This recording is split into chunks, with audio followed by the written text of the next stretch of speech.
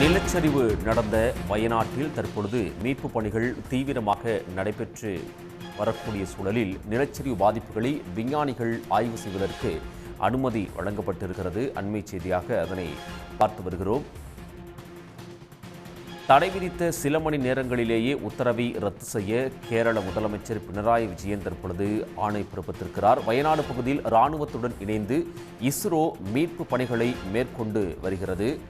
அதிநவீன thermal scanner தொழில்நுட்பத்தை பயன்படுத்தி மீட்பு பணியில் இராணுவம் ஈடுபட்டு வருகின்றது. தெர்மல் ஸ்கேனர் தொழில்நுட்பத்தை பயன்படுத்தி 12 மீட்டர் ஆழம் வரை புதைந்திருக்கும் உடல்களை கண்டுபிடிக்க முடியும் என்ற தகவல் வெளியாக இருக்கின்றது. வயநாடு நிலச்சரிவு பாதிப்புகளை விஞ்ஞானிகள் ஆய்வு செய்ய விதிக்கப்பட்ட தடையை நீக்க முதலமைச்சர் பினராயி விஜயன் உத்தரவிட்டிருக்கிறார். நிலச்சரிவு பாதிப்பு குறித்து விஞ்ஞானிகள் மற்றும் நிபுணர்கள் நேரில் ஆய்வு செய்ய கேரள அரசு தலைமைச் செயலாளர் தடை விதித்திருந்தார். தடை விதித்த சில மணி நேரங்களிலேயே உத்தரவை ரத்து செய்ய கேரள முதலமைச்சர் பினராயி விஜயன் ஆணை பிறப்பித்திருக்கிறார். 86,000 சதுர மீட்டர் பரப்பளவில் புதைந்துள்ளவர்களை மீட்கும் பணி தீவிரமாக நடைபெற்று வருகிறது. வயநாடு நிலச்சரிவில் சிக்கி காணாமல் போனவர்களை தெர்மல் ஸ்கேனரை பயன்படுத்தி தேடக்கூடிய பணி தீவிரமடைந்திருக்கிறது. முண்டக்கை பகுதியில் நிலச்சரிவில் சிக்கி புதையுண்டவர்களை தெர்மல் ஸ்கேனர் தொழில்நுட்பம் மூலம் தற்பொழுது தேடி வருகின்றனர். முண்டக்கை பகுதியில் அமைக்கப்பட்ட இரும்பு பாலம் வழியாக பல்வேறு உபகரணங்கள் கொண்டு சென்று மீட்பு பணிகள் தற்பொழுது தீவிரப்படுத்தப்பட்டிருக்கிறது. காணாமல் போனவர்களையும் மண்ணில் புதையுண்டவர்களையும் கண்டறிய ஏற்கனவே மோப்ப நாய்கள் பயன்படுத்தப்பட்டு வருகின்றன.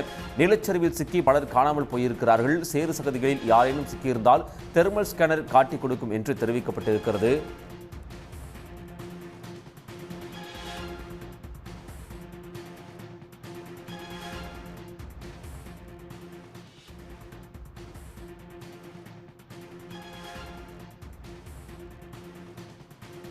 தற்பொழுது இந்த மீட்பு பணியில் இராணுவத்துடன் விஞ்ஞானிகளும் கைகோர்த்திருக்கிறார்கள். கூடுதல் விவரங்களை வழங்குவதற்காக செய்தியாளர் செந்தில்நாதன் இணைகிறார். செந்தில்நாதன், விவரங்கள். கேரள மாநிலம் வயநாடு பகுதியில் ஏற்பட்ட மண் சரிவில் சிக்கியுள்ளவர்களை மீட்கும் பணி இன்று 4வது நாளாக நடைபெற்று வருகிறது. நேற்று 3வது நாள் மீட்பு பணியின் போதே உயிருடன் இருந்தவர்கள் அனைவரையும் மீட்டுவிட்டதாக அதிகாரிகள் தெரிவித்திருக்கிறார்கள். தற்பொழுது மண்ணில் புதைந்து சிக்கியுள்ள உடல்களை தேடும் பணி மட்டுமே நடைபெற்று வருகிறது. இந்த பணியில் தற்பொழுது ராணுவம் அதிநவீன தொழில்நுட்பத்தை, அதாவது தெர்மல் ஸ்கேனர் தொழில்நுட்பத்தை பயன்படுத்தி வருகிறார்கள். இந்த புதைந்தவர்களின் உடல்களை தோண்டி எடுப்பதற்கு மோப்ப நாய்கள் ஒரு புறம் பயன்படுத்தி வந்தாலும் அந்த மோப்ப நாய் மூலமாக சில மீட்டர் அடியில் உள்ள உடல்களை மட்டும்தான் நுகர்ந்து பார்த்து கண்டுபிடிக்க முடியும். ஆனால் இந்த தெர்மல் ஸ்கேனர் தொழில்நுட்பத்தை பயன்படுத்தி 12 மீட்டர் ஆழத்திற்கு கீழ் சிக்கியுள்ள உடல்களையும் கண்டுபிடிக்க முடியும் என்று தகவல்கள் வெளியாகி இருக்கின்றன.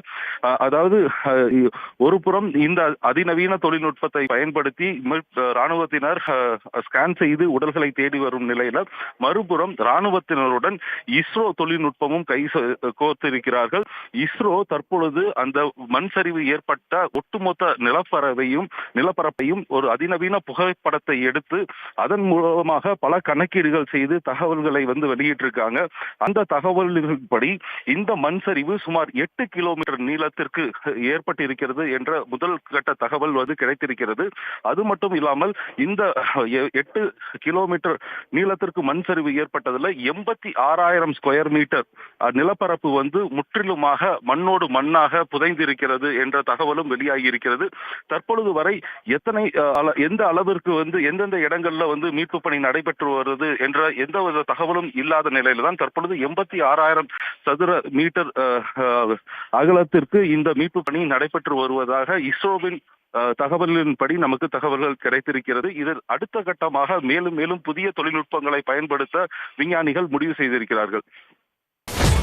சன் நியூஸ் வாட்ஸ்அப் சேனலை ஃபாலோ செய்யுங்கள். QR கோடை ஸ்கேன் செய்து சன் நியூஸோடு இணைந்திருங்கள்.